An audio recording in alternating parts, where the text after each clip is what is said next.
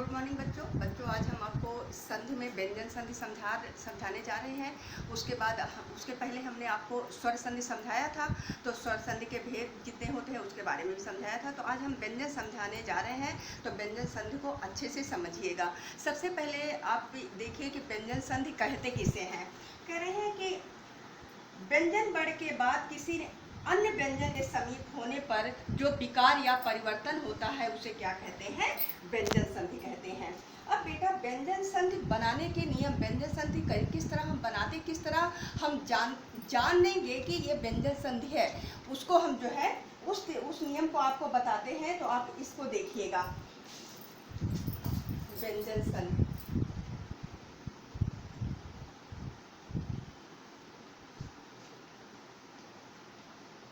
व्यंजन संधि, अब व्यंजन संधि, अब देखिए कह रहे हैं पहले शब्द का अंतिम वर्ण अपने वर्ग का तीसरा वर्ण होता है। पहले शब्द का अंतिम वर्ण अपने वर्ग का तीसरा वर्ण होता है। जैसे देखिए ता का क्या होगा? दा। ठीक, इस तरीके से देखते जाइए। ता का दा, फिर चा का तीसरा क्या हो जाएगा? चा का जा। ठीक, फिर उसके बाद आप ले लीजिए टा का क्या होगा? टा ठ डा।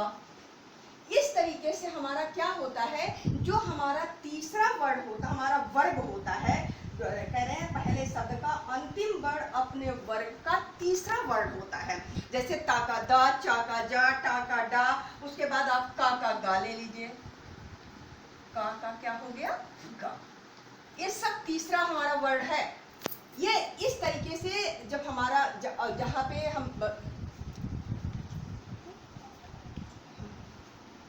ठीक है, इस तरीके से हमारा जो तीसरा वर्ण जिसमें आता है वो हमारा क्या होता है? व्यंजन संधि होता है। तो चलिए हम आपको एक उदाहरण बताते हैं। जैसे कह रहे हैं उत प्लस घाटन, उत प्लस घाटन। ठीक, उत प्लस घाटन। अब यहाँ पे देखिए क्या कह रहे हैं कि हमारा उत प्लस घाटन। अब ता का हमारा तीसरा वर्ण क्या हो जाएगा? ता का हमारा क्या हो जाएगा? ता का दा हो जाएगा ना। ता का हमारा क्या हो जाएगा? ता का हमारा जैसे कि त थ दा, तो हमारा त थ दा हमारा क्या हो गया? हमारा तीसरा वर्ण आया। तो बराबर हम क्या करेंगे, ये हमारा जो तीसरा हमारा क्या हो जाएगा? उद्घाटन। वो है ही है हमारा। और हमारा फिर क्या व्यंजन संधि कैसे होता है? जो हमारा व्यंजन देखिए, हमारा ए भी हमारा व्यंजन, हमारा ए भी व्यंजन, व्यंजन मिला के ही व्यंजन संधि बनता है। तो क्या हो गया? उद्घाटन, हमें उत प्लस घाटन हमने लिखा, तो हमारा ता का तीसरा वर्ण हमारा दा हो गया। हमारा क्या हो गया? ये उद्घाटन।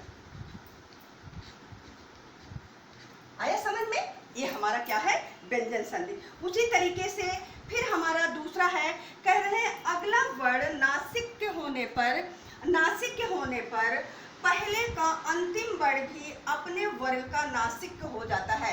जैसे कि हमारे तो व्यंजन संधि में तो बहुत सारे चलेंगे ना, केवल एक ही से तो चलेगा नहीं। और नासिक के हमारे कौन कौन होते हैं? खाली हमारे होते हैं हमारा म, ड़ा और ना, ये तीन शब्द ही हमारे नासिक के शब्द होते हैं। तो जैसे मान लीजिए खटमुख,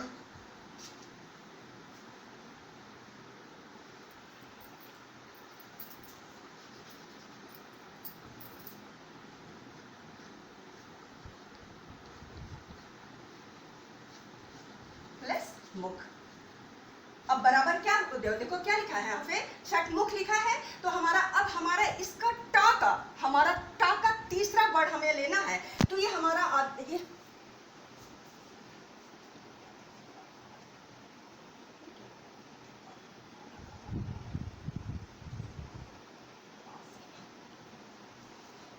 ठीक है बेटा, ये हमारा क्या है? ये हमारा नासिक शब्द है।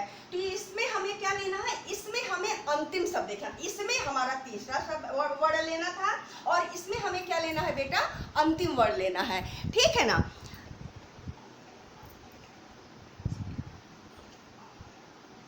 देखिए, अब देखिए बेटा, इसमें किस तरह से नासिक की पहचान क्या होती है? देखिए प फ ब भ म, देखो इसमें म आया है ना, तो जिसमें क्या होता होता है, म आता है, रा आता है और न आता है, वही हमारा क्या होता है, नासिक्य। हमारा वही क्या होता है, वही हमारा नासिक्य होता है। तो हमारा इसमें क्या होता है, इसमें हमारा ट का अंतिम वर्ण हमें लेना है। तो जैसे ट, ठ, ड, ढ, ड, अब ये हमारा आधा ट है, यहाँ पे क्या हो जाएगा, आधा ड़ा हो जाएगा, यही होगा ना, आधा ड़ा हो जाएगा। तो हम यहाँ पे जब हम इसको बराबर करके लिखेंगे तो क्या लिखेंगे, षडमुख।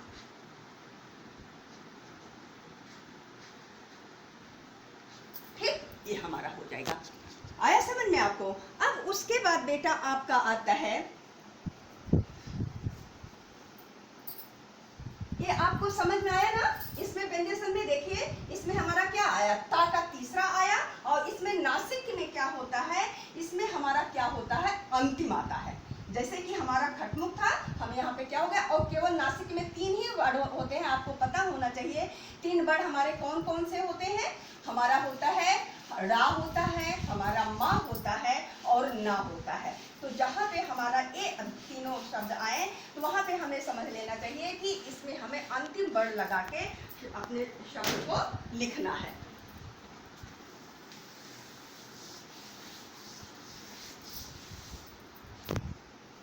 ठीक है बेटा।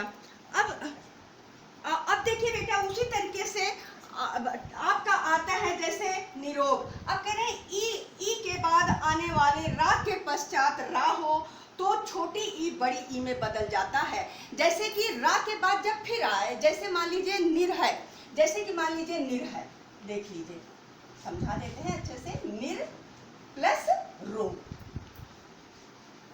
ठीक है ना। अब देखिए इसमें क्या आया, छोटी ई आया ना, और प्लस देखो इसमें क्या आया, रा आया, रा आया कि नहीं, और रा के बाद फिर क्या आता है, इसमें फिर आपका क्या आ जाता है, रा आ जाता है। तो ये रा रा मिलके बराबर क्या बन जाता है, बड़ी ई बन जाता है। तो ये बराबर क्या हो जाएगा, निरोग हो जाएगा। आ गया समझ में आपको?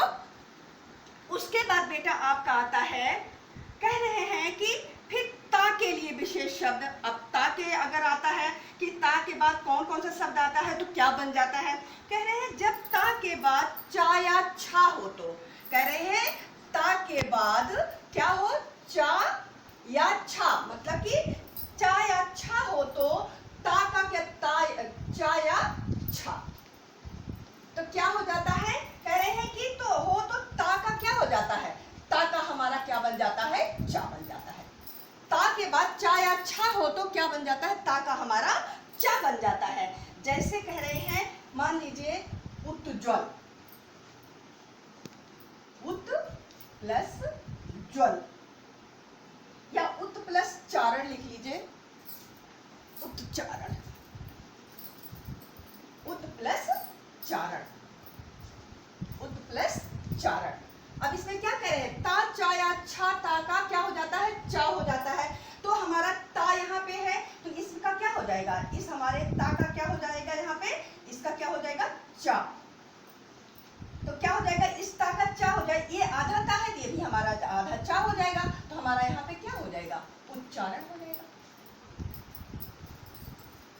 ठीक। और उसके बाद बेटा आपका आता है, ता के बाद करें कि ता के बाद जा या झा हो तो ता का जा हो जाता है। जैसे उज्ज्वल, उत प्लस ज्वल, अब ता का क्या हो गया, आधा जा हो जाएगा। वहां पे फिर करें ता के बाद ला हो तो ता का ला हो जाता है। जैसे उल्लास, उत प्लस लास, उल्लास हो गया। माँ के बाद माँ आए तो मो हो जाता है। जैसे सम्मेलन, आधा माँ और माँ हो जाता है। ये हमारा है क्या, हमारा है ये व्यंजन संधि। उसके बाद हमारा आता है विसर्ग संधि। विसर्ग संधि बेटा, विसर्ग संधि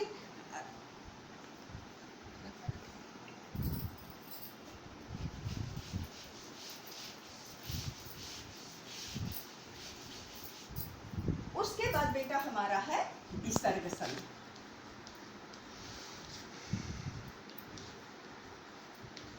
अब देखिए विसर्ग संधि क्या है, कह रहे हैं जब पहले, कह रहे हैं कि जब विसर्ग से पहले आ, कह रहे हैं जब विसर्ग से पहले क्या आए, कह रहे हैं आ तथा बाद, उसके बाद भी क्या आ या किसी भी वर्ग का तीसरा चौथा, क्या कह रहे हैं कि या, रा,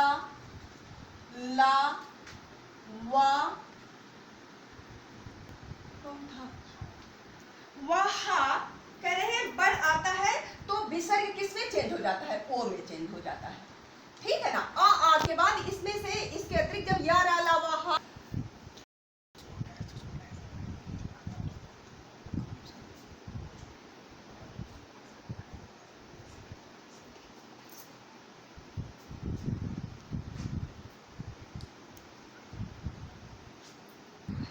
ठीक है, ठीक है ना। फिर देखो बेटा, आप देख रहे हैं ना ध्यान से, तो वो आए तो हमारा क्या हो जाता है, वहां पे क्या हो जाता है, विसर्ग संधि। जैसे मान लीजिए, ले लीजिए मनः प्लस क्या हो गया, बल, ठीक है ना। मनः प्लस क्या हो गया, बल। अब मनः में क्या आया बेटा, मनः क्या आया, आ आया ना, आ आया, और आ के बाद और फिर अब बर का तीसरा चौथा क्या हो गया, प फ, हमारा क्या आया, बा आया, प फ बा आया, तीसरा हमारा वर्ड क्या आया, बा आया। तो क्या हो गया, यहाँ पे हमारा क्या आया, बा आया, तो दोनों मिला के क्या बन गया, ओ बराबर मनोबल, ठीक। उसके बाद आपका फिर देखिए बेटा, उसी तरीके से आपका आता है विसर्ग का रा में परिवर्तन किया जाता है। विसर्ग का रा में कैसे प्रयोग कर रहे हैं, जब विसर्ग से पहले छोटा आ बड़ा आ के अतिरिक्त कोई स्वर हो और बाद में किसी भी वर्ग का तीसरा चौथा पांचवा वर्ड हो, क्यों कह रहे हैं कि छोटा आ बड़ा आ के अतिरिक्त कोई भी स्वर हो, तो जैसे मान लीजिए एग्जांपल ले लीजिए, दुर्बल, दु प्लस क्या है, बल, ठीक है ना। दु प्लस बल क्या हो जाता है,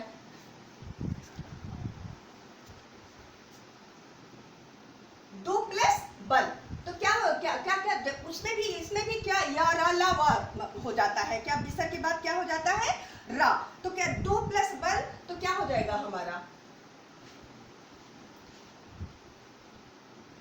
दुर्बल, ठीक है।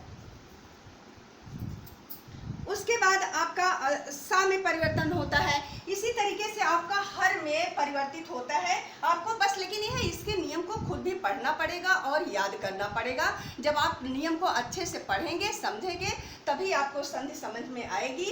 आपको चैप्टर हमने पूरा समझा दिया है, अब आप लोग एक्सरसाइज करिएगा। अगर कोई चीज़ समझ में नहीं आया होगा तो उसको आप हमसे व्हाट्सएप के द्वारा पूछ लीजिएगा, हम आपको पुनः समझा देंगे। धन्यवाद।